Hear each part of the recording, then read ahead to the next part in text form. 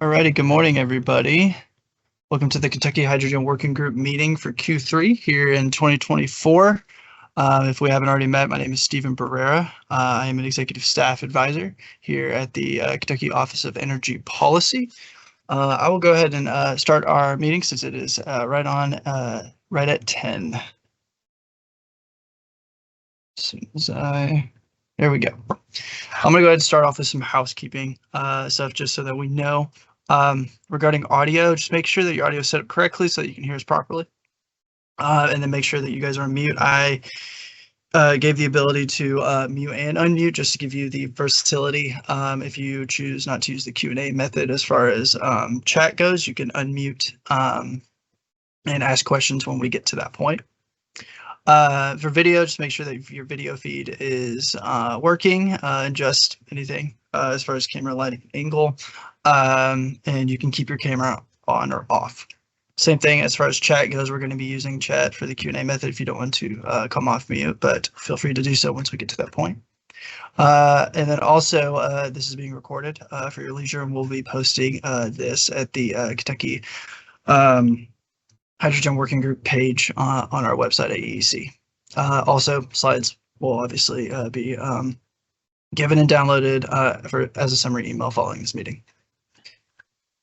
Just to remind you guys of the goal and what the purpose of why we have a working group. The purpose is we really want to create hydrogen-based projects that are eligible for funding under IIJA. And that moves beyond that as more hydrogen funding becomes available.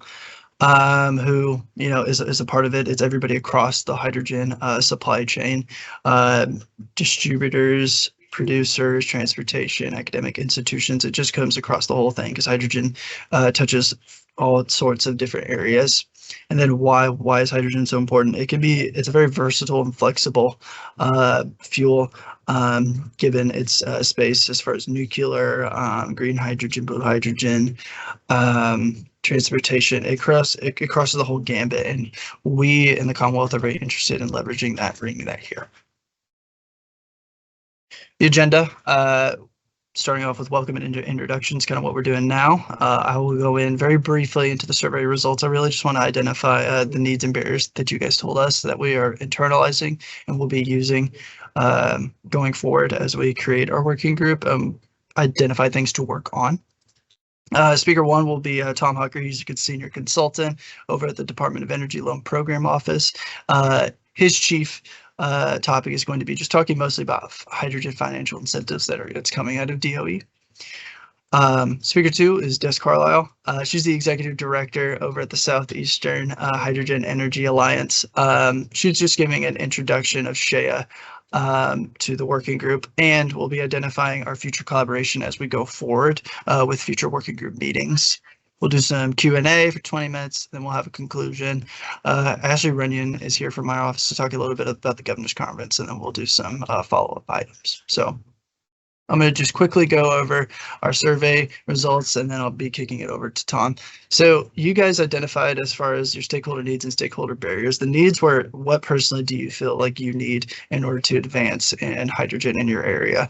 It was very common that financial support is the main thing. It's a lot to do with the money, which you'll see over in barriers. What is the biggest barrier? It's cost, because stuff is so expensive. So we saw that, and we very much wanting to figure out what resources, tools that we can give from the financial perspective to start giving you guys in order to bring down that burden of cost.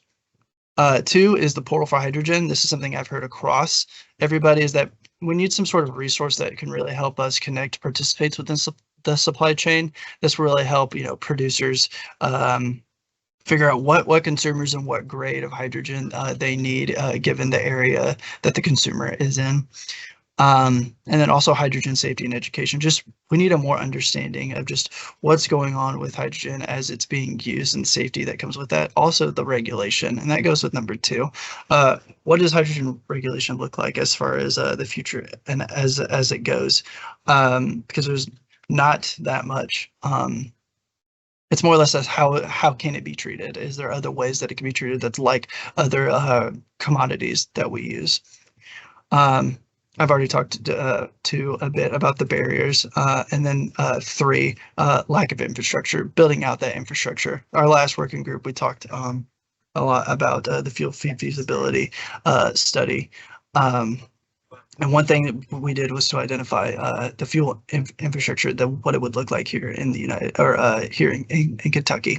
So that's just an extension of that we need more of that as it goes beyond Kentucky or even into the Southeast. So I appreciate y'all's participation on that. We've internalized that, and we're going to start focusing on that as we go forward. I'll go ahead and hand that off to Tom to take over. He's going to be talking again a bit about hydrogen incentives that's coming from the DOE perspective, which will hit our financial support in those needs. So I'll hand it over to you, Tom. Thanks, Stephen. Good morning, everybody. Again, my name is Tom Hucker. I'm a senior consultant with the Department of Energy's Loan Program Office. If you're not familiar with the Loan Programs Office, we were basically started in 2005 during the Bush administration to create a bank inside the Department of Energy. And I want to go through our financing programs and the eligibility for the projects enjoy, and give you a quick overview of our lending program, and then be available for follow-up for individual use cases as well. We can take some questions today, but to really dig into your projects, we'll probably have to talk offline. Let me share a few slides with you so that you understand our process better, and you shouldn't have to take too many notes on this because Stephen's going to share all these with you. But you can see there everything. Hydrogen financing is it's eligible under Title 17 of the Energy Act. And today we're going to talk about a couple sections: innovative energy and innovative supply chain that hydrogen qualifies for. So what's the LPO?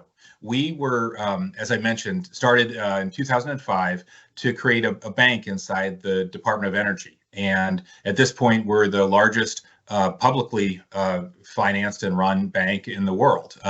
We, at the time, were started to fill a market need to support a promising technology, proven technology, not risky startups, but proven technology that was still too new to get an attractive commercial bank loan.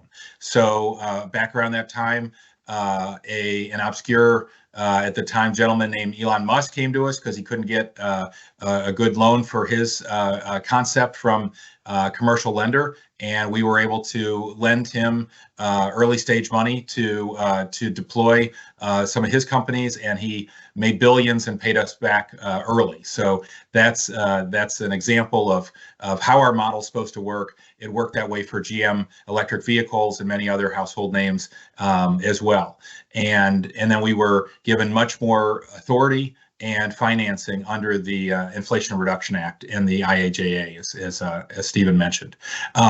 We provide at this point very attractive debt financing with low interest rates and customized loans. I'll come back to that in a minute. We were offered tens of billions of dollars in lending authority to help finance the country's clean energy transition under the Inflation Reduction Act. And Congress really envisioned in the IRA a transition, a clean energy transition that was government enabled, but really led by the private sector. The same way that we built the railroads in the 19th century and the highway system and the interstate highway system in the 20th century, the government and Congress envisioned that for the clean energy transition as well. And entrepreneurs and investors like yourselves are key partners in making that happen for the country. At this stage, we have now a snapshot in time as of last month, 209 active applications in our pipeline for $281 billion. And we're getting a little more than one new application every week. Why would you want to borrow from us instead of a commercial lender? Several reasons. One, because we're not a bank and we don't have to make a profit, we can offer very low interest rates, typically the Treasury rate plus 3/8, and I'll come back to more detail on that in a minute. We also offer patient capital. Also, because we're not a bank, we can lend to you up to 20 or 30 years and offer flexible financing. All of our loans are customized to the needs of the borrower, reflective of your market constraints and challenges and your cash flow and other specifics to your situation. And you get a long-term DOE partnership. We have 10,000 engineers and scientists in the building, so they're very good at de-risking your project and making sure that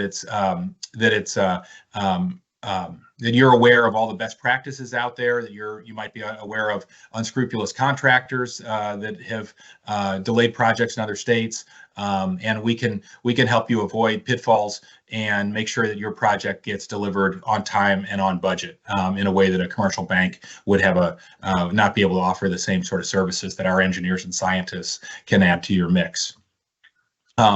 We have 4 major financing programs. I want you to be aware of them because you all know a lot of people and may want to come back to us for more information on any of these. There's one at the bottom right there for carbon transportation and sequestration, one at the top right for any projects on tribal land or with tribal investors, and one at the bottom left there for EV component manufacturing, components of any kind of electric vehicle, including not just cars and trucks, but maritime and airline applications as well. But today we're going to talk about Title 17. There's 4 major finance authorities under Title 17, and we're going to focus on the first 2 there, innovative energy and innovative supply chain, which is what we was our original mission when we were established. For Title 17, there's a broad range of projects that qualify. The requirements you can see are that they have to be located in the United States or the territories or possessions, but all the investors don't have to be U.S. citizens. Congress just wanted to provide financing to reshore American manufacturing and create jobs in the United States. But the investors don't have to be all U.S. citizens. They have to be energy related. We have to see a credible greenhouse gas reduction in every project, and we have to see a reasonable prospect of repayment. So that's a little more permissive than you're going to see from a bank. We only need to see a reasonable prospect of repayment under federal guidelines. All of our projects, though, also require a community benefits plan, which we'll cover in a minute as well, and require the use of technically viable and commercially ready technology. And there's over a dozen of those eligible technologies, including hydrogen.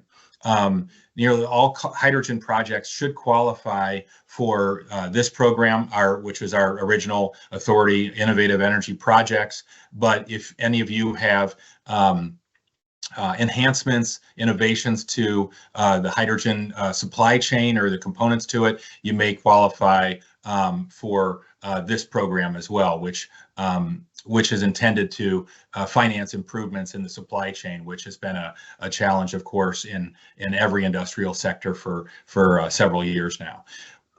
Just so you're aware, we also have a major financing program for any properties that were engaged in fossil fuel energy generation, including former coal-fired utilities plants that might have reached the end of their useful life, for utility line reconductoring, new substations, other things like that to strengthen the reliability of the electric grid. And we have there's a number of in pipelines, repurposing pipelines qualifies as well. There's a number of potential use cases on this slide. And then after that, I want you to know we have a sort of catch-all program Congress created to support any projects that are energy related that don't fall in the other categories and have some support from the state. And the Commonwealth of Kentucky has been such a great partner working with us. We're really eager to identify additional projects that can get a little support from the Commonwealth to unlock a lot of support from the Loan Program Office. So follow up with me or Stephen offline if you have any projects like that in mind. But let me come back to hydrogen for any of our loans under Title 17, under any of these programs, there's no minimum or maximum loan size, and we can lend up to 80% of your project costs. We can guarantee a loan from the U.S. Treasury, the Federal Financing Bank, the FFB, or if you're working already with a commercial lender that you have a great relationship with and you want to continue that relationship with them, but you want to partner with the Loan Program Office, we can add our financing to their capital stack to help finance a component of your project, or we can work directly with them to de-risk your project, and we can guarantee up to 90% of a commercial loan as well. So there's two ways to access our financing, either through the U.S. Treasury or having us just guarantee your lender's commercial loan. You can see there on the right side, all of our loans offer this very attractive interest rate, generally Treasury rate plus 3/8. If you want a 10-year loan, it's the 10-year Treasury rate on the day that you sign the loan. If it's 20-year, it's the 20-year Treasury rate, or, and again, we can lend up to 30 years. There's a small risk-based charge for certain loans, but many hydrogen projects will be able to likely avoid that. There are no application fees, but federal law requires us to protect the taxpayers by ensuring every loan is, every applicant uses a independent financial advisor and a market analyst, and gets a credit rating for the project as well. So all those can end up, being well over $1 million for the origination costs. So most of our loans end up, to take advantage of the low interest rate, most of our loans end up being over $100 million. Although again, there's no minimum.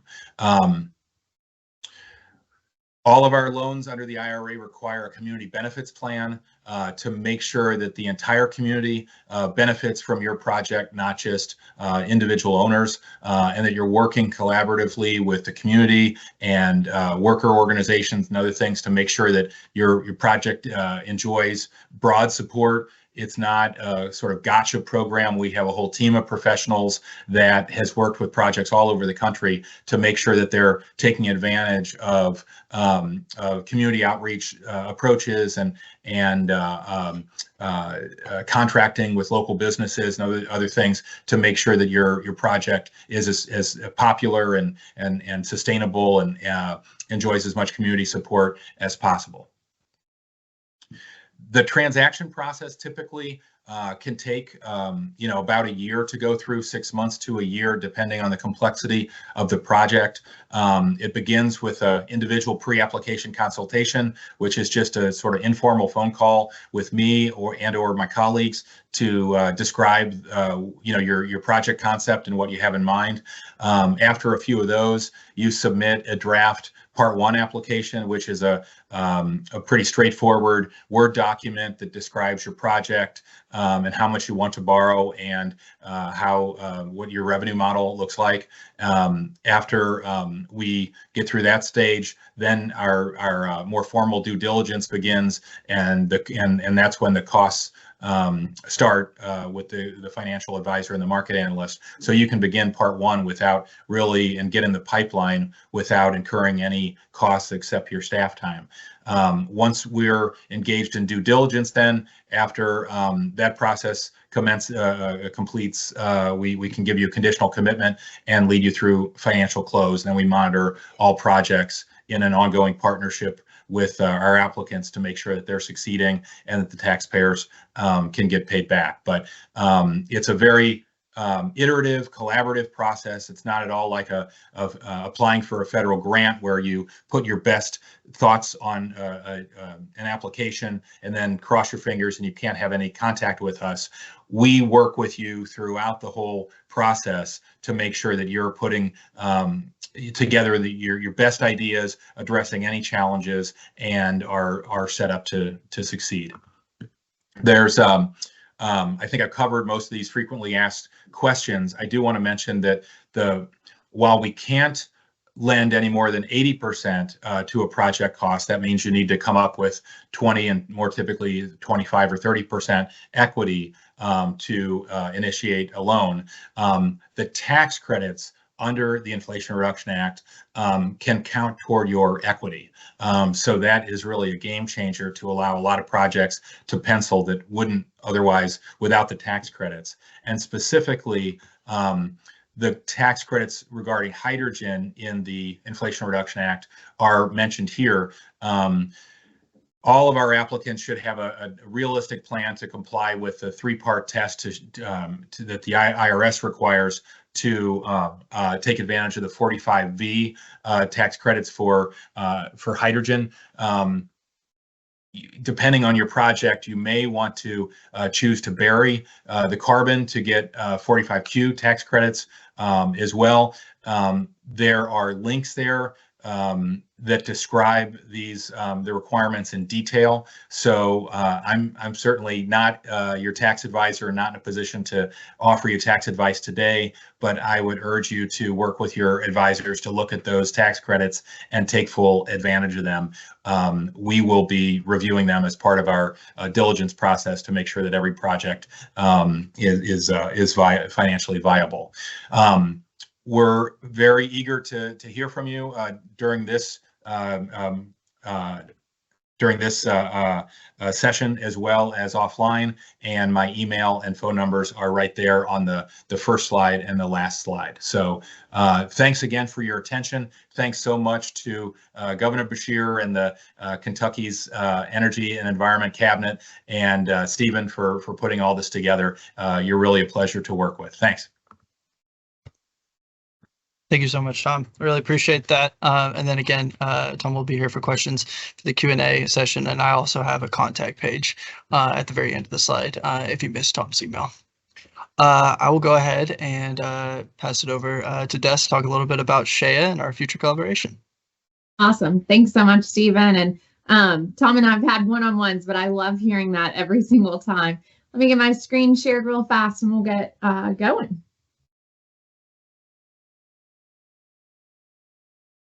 All righty. Stephen, thanks again for having me here. We are so excited to share Shea and kind of what's been going on and kind of the history behind it. So like he said, my name's Des Carlisle. I'm not too far away from you guys. I'm based here in Nashville, Tennessee, and excited to kind of re-kick off Shea. So a little history. Shea actually started in 2006 as the South Carolina Fuel Cell Coalition. And in 2016, it had merged with some other groups, and then really 2019, 2020, the group saw an opportunity to really be that regional voice. We always joke, you know, unless you're California or Texas, it takes all of us to stand up together. And we saw a great opportunity there. And then a little bit of my background, I actually came from upstream oil and gas. I went to work for a family by the name of the Kimbrough family here in Tennessee. That family is a long third generation, really mid to downstream oil and gas, but focused around serving the end use customer. And with that, and how the family looked at it was, how do we diversify? How do we think of something different? And they believed in the power of hydrogen as a transportation fuel. And so we were looking at bringing it to Tennessee, but we realized really fast the market wasn't ready. The education, the policy for our state here in Tennessee wasn't ready. And so I had the great happenstance of meeting Dr. Scott McWhorter, who was and still is the chairman of the board of Shea.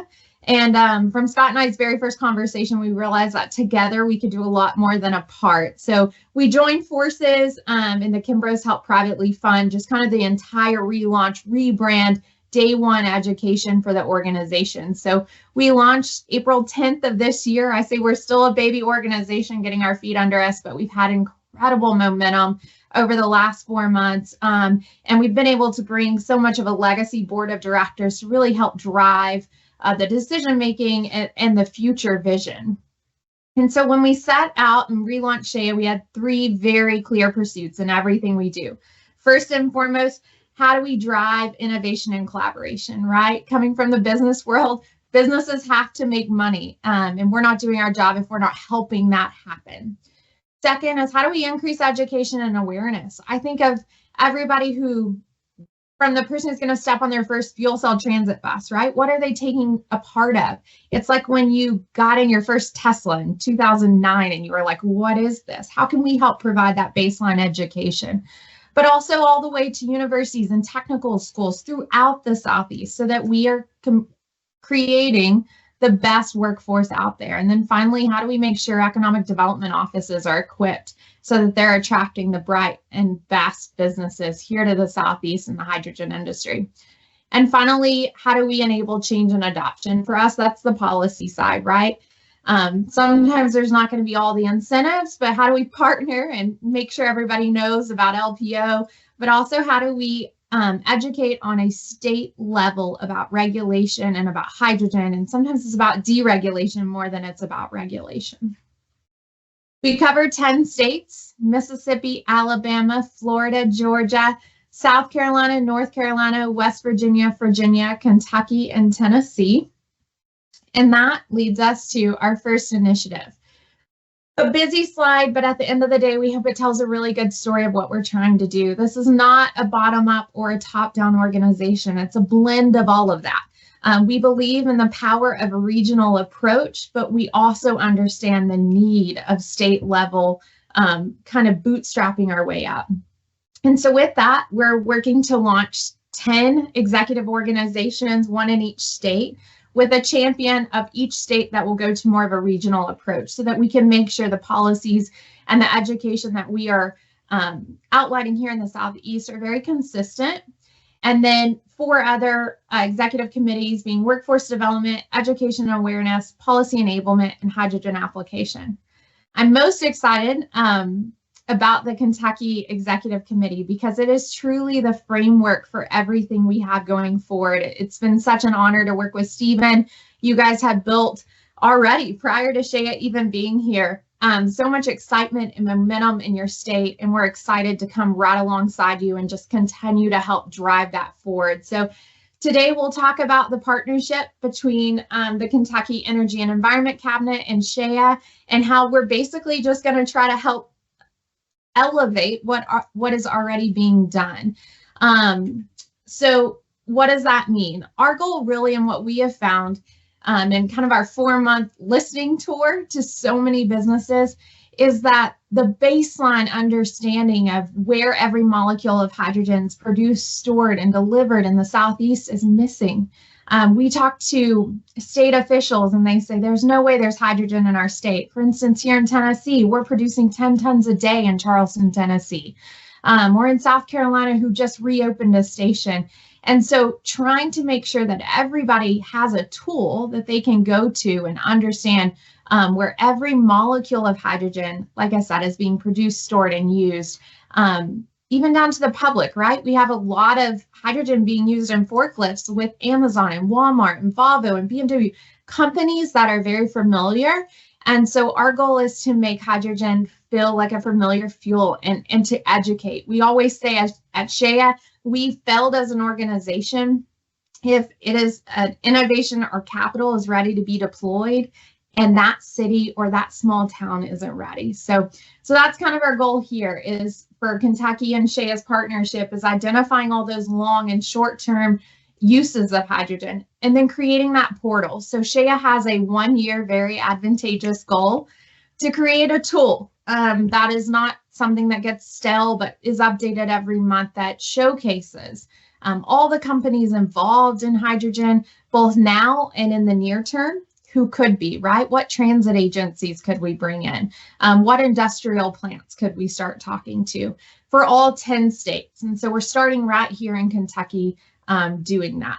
So what will that look like? Is next the December meeting that Stephen's putting on. We will co-host and help create what is our proposed vision for collecting all of this information here in Kentucky, and how can this information help all the stakeholders on this call. Next, what's that proposed timeline, right? Nobody wants to sign up for something that goes on forever. So what does that look like?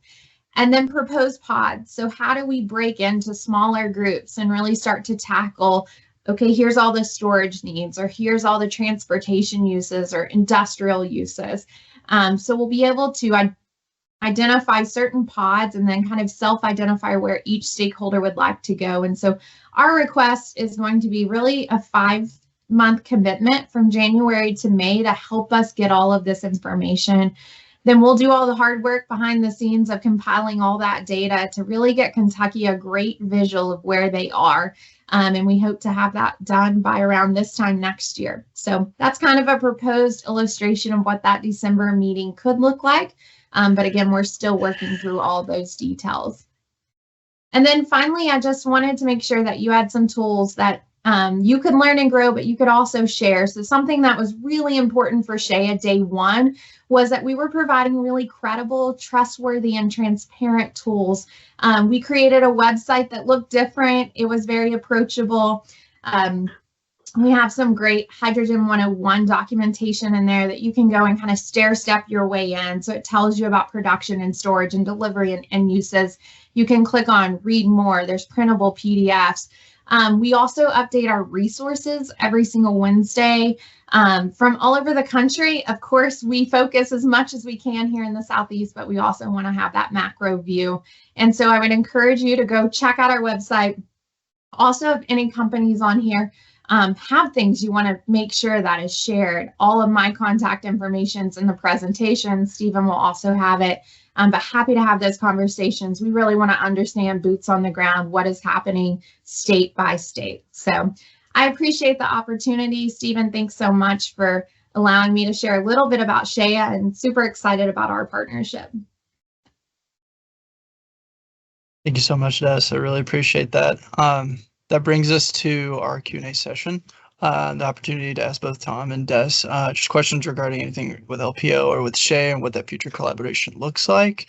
Feel free to use the chat. If you want to type in a question, I'd be happy to read those, or you can come off mute and ask any questions that you guys like. So I will open up the floor to you all.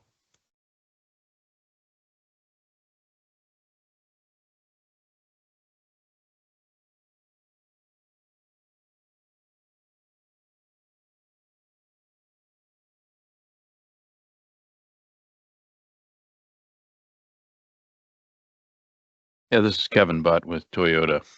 Sorry, I'm old school chat things, and I'm just going to talk. Just a question about Shea. As we look at Shea, what is that relationship with the hydrogen hub in West Virginia? What does that relationship look like? Yes, great question, and something we think about a lot, and I'm excited. We actually have one of our governing board members, Priya Swami, on here today from AST, and Priya is directly related with the hub, and so it's really important for us to make sure that we have a voice and that we can support, but we're supporting in parallel, I would say, is the best way I could put that, and still trying to figure out where our place is there without bogging them down. So the biggest thing we hear is demand is the need. And so that's what we're trying to create on our end with Shea, is trying to create that demand. But as far as making sure we had a direct link with the hub, that was really intentional, bringing Priya on, and has been a great resource there. Thank you. I appreciate it.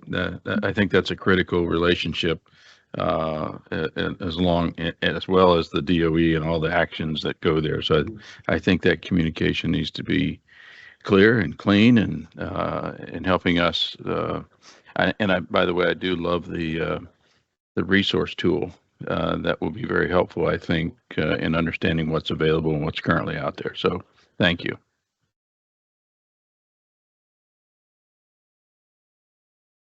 That question, Kevin. I really appreciate that. Got a question from Jeffrey Harrison. This is towards you, Tom. Can you expand on how tax credits can be used as equity in a project loan? Can the credits be stacked, for example, 45V and ITC? They can, as long as you qualify. Yeah, the Treasury has clarified that, and this is solid. The guidance on the hydrogen tax credits in particular is still interim, but the Treasury has clarified that the tax credits under the IRA can can count toward the equity component of our getting an LPO loan, and can also obviously count in your own capital stack, but they can count toward the 20% minimum that we require from applicants in terms of equity.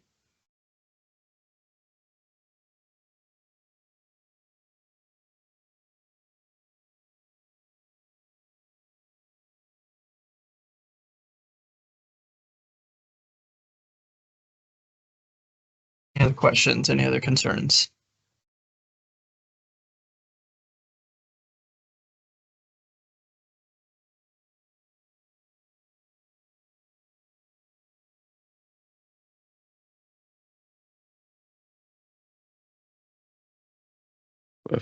Hearing none, I'm going to take, this is Kevin again. What's the next steps, guys? What are we doing from this point forward to continue to have the energy and moving this forward to, realize, whatever that vision is. I'm not sure what that is yet, but what are our next steps here as an organization? I think that, Des, I think I'm going to pass it to you. That kind of puts towards like what our plans have been, but I'll let you take that over, Des. Absolutely. So I think it's a lot of micro road mapping, right? It's a lot of these small pods. That's what we think about, is how do we identify production, storage, delivery, and uses in Kentucky in order to create that resource that really shows where all the hydrogen is being used, so that we can start going after certain other resources, right? So like, for instance, when I talk to legislators, a lot of times they're like, but give me the whole picture. And right now we just don't have that yet on a state by state basis. But also, I mean, at Shea, we think about demand. I know I just said that. We think about demand a lot. So a great example is we go talk to a transit agency and they say, okay, we love the idea of a fuel cell electric bus, but where do we get hydrogen? There's nothing going on in our state. So having this baseline tool, we think will help us get there. But I think more than anything, it's about the stakeholders helping us get to that vision. Stephen, myself, Scott, we've been on a listening tour trying to understand, but we need more input to understand exactly where we're going, so we're not wasting time and people's resources. Thank you. Appreciate that. Is biogas a part of this discussion to create hydrogen? I think every resource should be a part of the discussion that goes into an import of hydrogen, or an input of hydrogen. Excuse me. Thank you. I'm sorry. I'll be quiet now. No, I love it. I think I would love to talk offline too. And really, actually, one of your colleagues said, I hope you're working with Kevin Butt last week. So I'm so glad that you were on the call today, and would love to talk offline and continue to get your strategy, because I know you've been in this business a long time. Thank you. Appreciate it. Absolutely. We appreciate your input, Kevin. Chris McWhorter, see that you have your hand up. If you want to come off mute. Yeah, sure. Thanks, Thomas. This is Scott. So just to add a little more context, this is Scott McWhorter from Shea, chairman of the board. We've been thinking about how we would have impact and how we bring value to members and just the Southeast in general. And I've been in the hydrogen domain for about 25 years now, from R&D and from startups, and looking at where we are in the Southeast today, and understanding we did get one hub in West Virginia, but we missed out on some hubs, the Southeast hub, and some hubs in Florida as well, which Shea was instrumental in kind of convening and forming those. But we took a role that we said we would step back and be neutral and support all parties going forward, because that is our role as an organization. But kind of going forward, we've seen that momentum, as Des mentioned, and really see the need to start road mapping efforts in each state, and understand what that means from their economic development, their energy offices, their Department of Transportation, where they see the need and coordinating across there, because what we always say is, technology and policy doesn't stop at state lines, and none of these transportation operations stop at state lines. So we can't have Georgia or Kentucky or West Virginia kind of developing their own in a silo, right? Because if you're going to have transit and you're going to have logistics, it goes all across the Southeast and down to ports.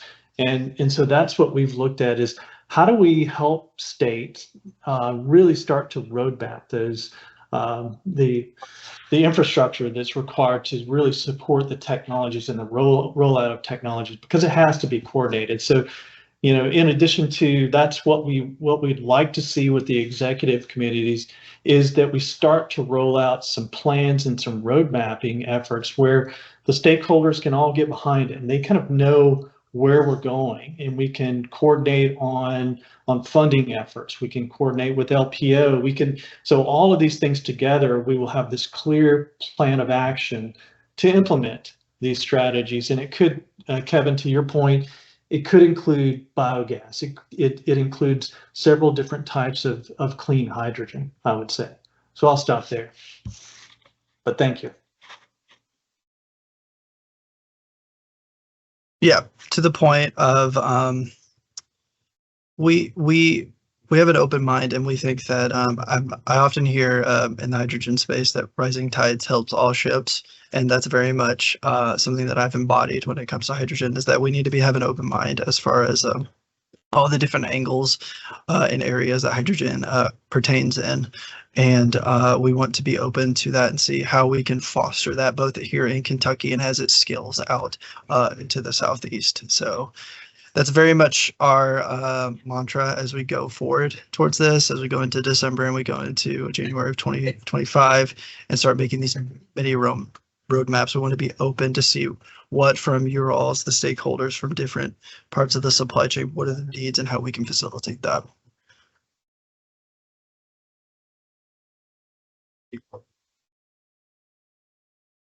Any other final questions, comments, anything that we need to discuss before we transition?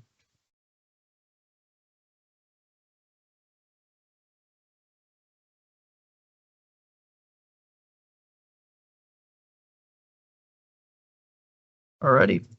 Well, I will go ahead and start transitioning over to our announcements. I will have Ashley Runyon, she's on staff here at our office, come off mute to talk just a little bit about the governor's conference. She is part of the planning group with that, so I'll have her discuss a little bit on that.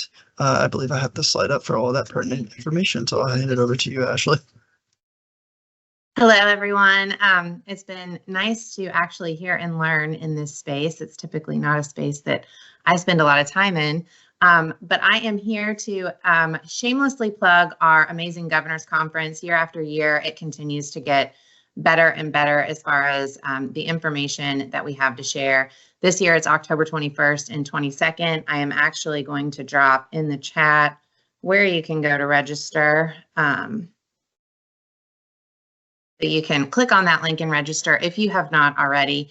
It's an excellent opportunity for you all to have in-person networking, as well as learn a lot of updates from not only our cabinet, but we bring over cabinet secretaries from labor and education, economic development. We will have multiple sessions on all sorts of things, the truth about energy transition. We're going to look at the federal funding that's coming down the pipe and how that can positively affect our state. So I encourage you guys to go to that website. And also, if it's not something that you're able to attend, please feel free to share with all of your colleagues, because I think the more that we're talking about what's going on in this space and collaborating, the better. And that is it. If anybody has any specific questions, you can always feel free to reach out to our office and we can get those answered for you. Thank you so much, Ashley. I appreciate that. Yeah, just please reach out to me and I can forward you over all of the pertinent information in regards to the Governor's Conference. And finally, thank you so much for your participation. Some final items. I'm going to have a summary email following up at the ending of this meeting. It'll have all of the slide decks available for you all. Also, our next hydrogen meeting is going to be Thursday, December 5th, 2024. This is where we're going to be talking more about the goals and visions as we going forward. So just wanted to go ahead and put that out there to put a block on your calendar just to make sure. I'll be sending out all those pertinent invites as it approaches. So I appreciate you guys so much. This is also the contact information in case you missed it. My contact, Tom's and Des's. If you feel free to reach out if you have any questions or needing any follow-ups. So real quick. Jeff, I will get that question and I will give you a direct follow-up in regards to that as well. Thank you guys so much. I appreciate it. I'll go ahead and enter this meeting. Thanks, guys. Thanks, everybody. Bye. Thank you. Nailed it.